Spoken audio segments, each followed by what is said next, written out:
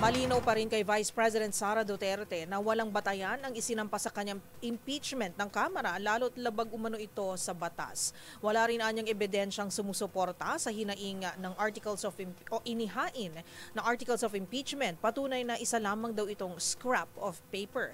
Ang depensa ni VP Sara tinutukan ni Raymond Dadpaas.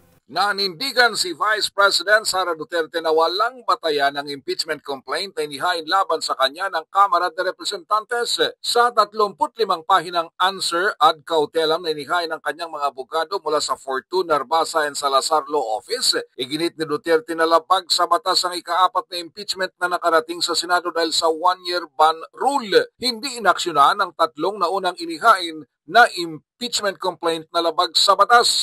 Wala din naman ng ebidensya at mga testigo na nagpatunay sa mga articles of impeachment na inaakusa sa Vice Presidente, kaya dapat itong ibasura dahil scrap of paper lamang ito. Pangunahin nang umano hindi nito tamang paggamit ng confidential funds sa Office of the Vice President at noong Secretary of Department of Education. Wala umano sa kapangyarihan ng Kamara de Representantes ang pagsuri at ideklara na illegal ang paggamit ng pondo ng isang ahensya. Saklaw ito ng kapangyarihan ng Commission on Audit o COA na lahat ng mga notice of disallowance nito ay nakaapil at wala pang pinal na desisyon. Ganon din ang umano'y pagbabanta ni Vice President Sara sa buhay ni na Pangulong Bongbong Marcos, First Lady Lisa Araneta Marcos at House Speaker Martin Romualdez. Kailangan patunayan umano ito sa pagitan ng ebidensya at hindi lamang sa on-air broadcast sa social media. Lalo na ang akusasyon ni dating Senador Antonio Trillanes na may 2 bilyong piso silang